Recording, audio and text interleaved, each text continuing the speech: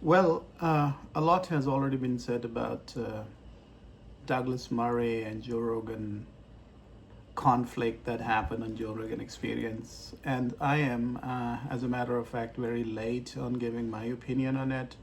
But I'm always late because I keep procrastinating and making videos and posting those videos is a great deal of commitment. And I lack that commitment. And I really admire and envy those people who have the ability to come online every day, 3 times a day, and make not only content, but edit it and post it. Anyway, getting back to the original topic of Joe Rogan and Douglas Murray and Dave Smith having that conflict and navigating through the choppy water of the topic of having experts to give their opinion on topics like anti-Semitism and having people more experts around when such conflicting topics are being discussed. I have been an avid and a great fan of Joe Rogan, and I love Joe Rogan, and I think that this is not going to be a wrong statement that I am the number one listener to Joe Rogan Experience. I can say that because every day I listen to his every podcast. So it's like I give 2.5 to 3 hours dedicatedly to Joe Rogan while driving here and there or whenever I have time. I listen to his podcasts, all of his podcasts. So I could not be that kind of expert, which Douglas Murray wants to have around because I don't have those kind of uh, qualifications to be called an expert. But I believe that when you listen to somebody and when you listen to more than 1,500 different podcasts of the same person, then somehow you become a kind of a semi-expert on that person. And I love Joe Rogan, but on the other hand, I love Douglas Murray too because I really appreciate the work that he's doing, being in Britain and trying to defend the rights of the British people and his ideology on Hamas. I love that too. And I think that everybody in America has the right to say whatever they want to say. You don't have to be an expert to give your opinion. It's all about having an observation, and on the basis of that observation, you build an opinion.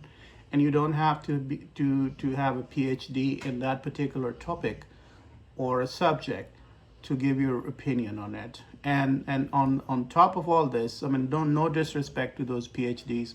I worked with a lot of MBAs back in the day when I was in pharmaceutical, and I really sometimes thought about it that who gave them that MBA degree because they had no clue what they were talking about. They had no command or grasp over the subject that they were discussing, or when they were asked some questions, very basic level questions, they had no answers to that. So I think being an expert on the basis of your academic qualification, I think it's like a very premature statement to make.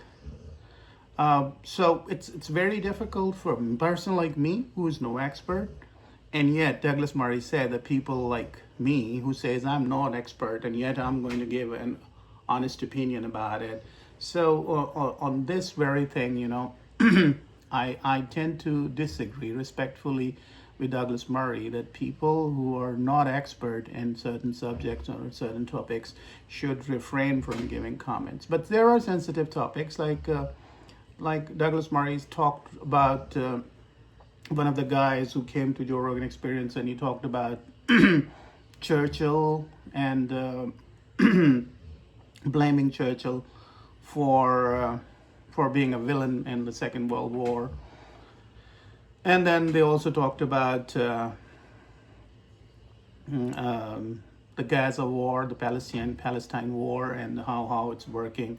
And Murray said that if Dave Smith never had been to Palestine or to Israel, then he was in no shape and no position to give his comments.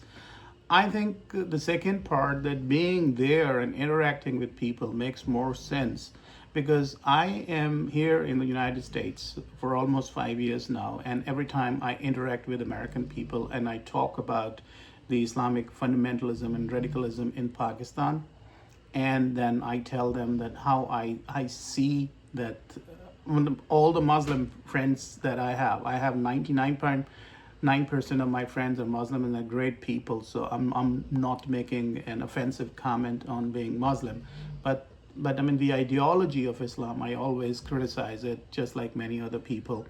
So when I tell people that they in America they have no idea what is coming for them and how Muslims, due to their Islamic teaching, they are incapable of assimilating with the Western values, and it has been proven. I mean, I started talking about Europe and Britain almost 20 years ago, and nobody listened to me. I mean, I'm not a podcaster, I'm not an influencer, but I always talked in my social circle, and I always try to tell people about this, that the people who are being brought into Europe, and they were all coming from all those Muslim countries. They not only bring in those ideologies and values with them on which they believe on the behalf of their faith, but they were not going to assimilate or integrate with the Western values. They come there for their financial reasons and the freedom that they don't have in their own countries. But once they start earning enough money and then they start settling down, they like to be Muslims. I have my own friends who were living in Switzerland and they were Swiss citizens. And then when their daughters became of age, like 6 and 8, they went back to Pakistan. Why? Because they thought that the country was a bad influence for their daughters. But they want to live in those countries, which could be bad influence for their own children. This is so going back to this, that when I talk to my American friends, then they tell me, like, oh, Suhail, you have a problem. You suffered because of certain reasons from Muslim people in your own country, and that's why you are targeting a certain group. And you are building an opinion, and not only building an opinion, you are towing an opinion, and you are pushing an agenda. And actually, yeah. And when I tell them, have you ever interacted with Muslims? Have you ever lived in a Muslim country? Have you ever been there? Have you ever done any trade or business with them? Have you ever lived or traveled with them? Then they have no answer to that. So Douglas Murray was right when he asked Dave Smith, like, if he ever had been there.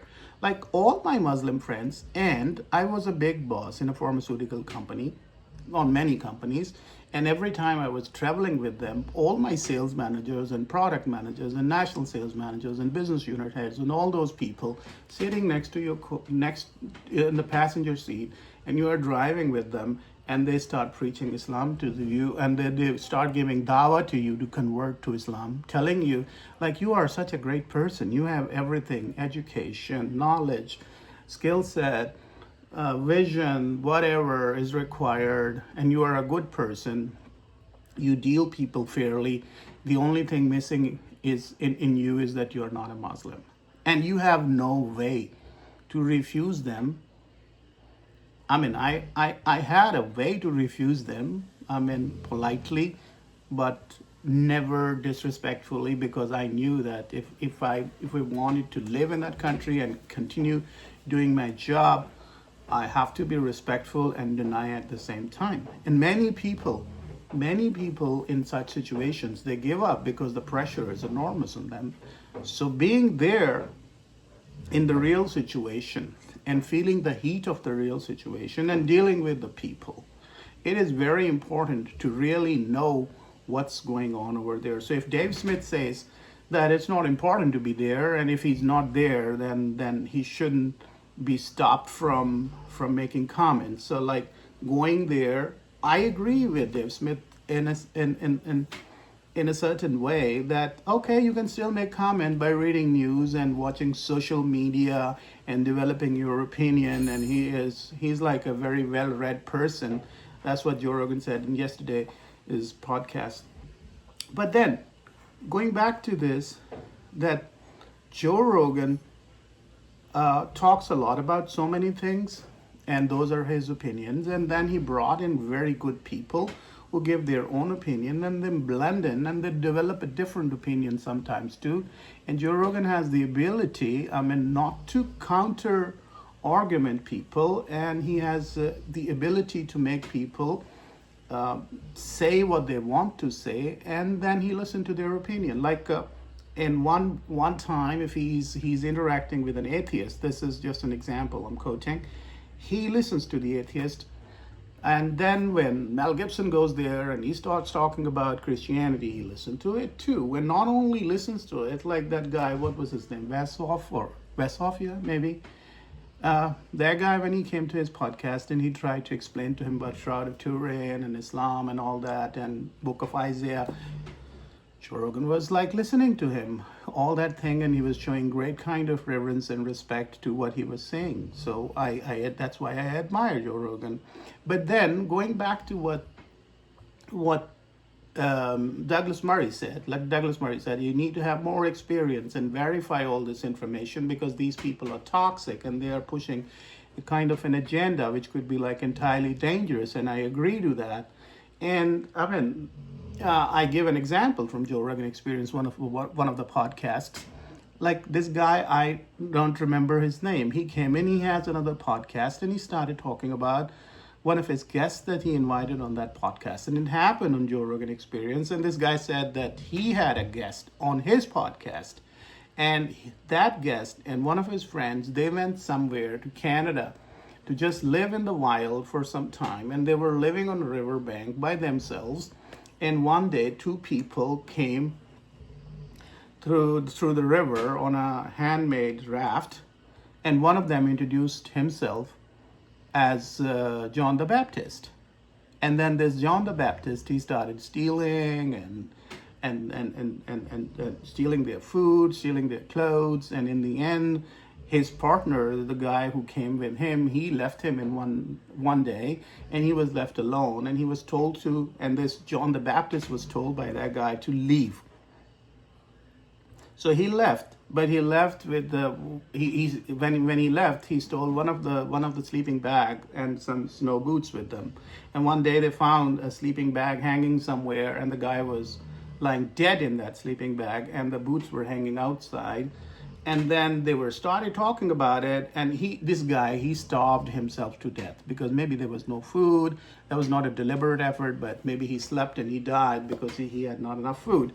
But the point I'm trying to say is that Joe is sitting here and that guy is sitting there, and this guy says that this guy who claimed to be John the Baptist, he died the way John the Baptist died because he said that John the Baptist starved himself to death. And Jamie sitting here, Jamie is always jumping to conclusion and look for the information. Jamie did not try to find out how John the Baptist died. Joe Rogan has such a good command on so many subjects, and I believe that he knows who was John the Baptist and how he died. Yet he listened to him and he believed that John the Baptist starved himself to death.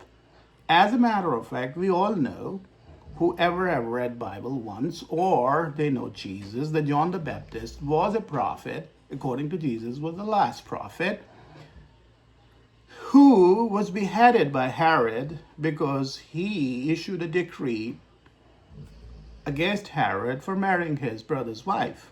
And his brother's wife, made her daughter dance, and then as a reward for that dance, she asked for John the Baptist's head. So John the Baptist was beheaded. Now, this guy who was talking about John the Baptist, he gave wrong information about John the Baptist. Jamie did not confirm who was John the Baptist and how John the Baptist died. Joe Rogan here, he agreed to that maybe John the Baptist died the same way. So the wrong information was passed out. And there was no expert over there. So maybe in such cases, this is just one example that I'm giving and quoting from one of Joe Rogan Experience's podcasts. So Douglas Murray could not be absolutely right about having an expert all the time. And who is an expert in the modern age? There's so much going on here and there and everywhere that nobody could be an expert. Even Neil deGrasse Tyson cannot be called an expert, or Brian Cox could not be called an expert, because there is always something happening and new advancement is being done. And that's why those people come to Joe Rogan Experience 10 times, 9 times, 11 times, because they come up with a newer information every time. And I love that idea that you have one person and then you bring that one person and you continue from there, and then you try to understand like what happened in the meantime between the previous podcast and the new podcast and how it all developed. But I mean, all in all, I don't say the friendship between Douglas Murray and Joe Rogan is over, but I believe that both of them have said enough about each other outside Joe Rogan Experience. Murray was at Get Sod podcast, and he said things, and Joe yesterday was saying things about Douglas Murray. But Joe is not a man who likes to have an argument, and he is not a man who likes to confront and say bad things about it. But I think they both love and share same kind of respect for each other. But I don't see Murray coming to Joe Rogan Experience anymore. But I would love to see Murray again on Joe Rogan Experience, and I would love to see how they sort out all these problems and how they move forward from here. So in my opinion, Murray has a point here when he says that there should be more experts involved when topics like Gaza and Palestine war are being discussed, or when Islam and Christianity is being discussed, and invasion of the West by Islam is being discussed. These are the topics where you need to have experts. So maybe some people who have certain idea or certain better observation-based opinion about things. And I think Joe is doing a commendable job. No wonder I am in no position. Shut up, you dog. Joe, I cannot make a comment on Joe Rogan Experience because he is the number one podcaster in the world. I love listening to him, but I think people like some podcasters who come to these podcasts and they give their opinion without knowing what they are saying. They have to. There should be a fact check in those cases. That's all I have to do. Thank you very much. Goodbye.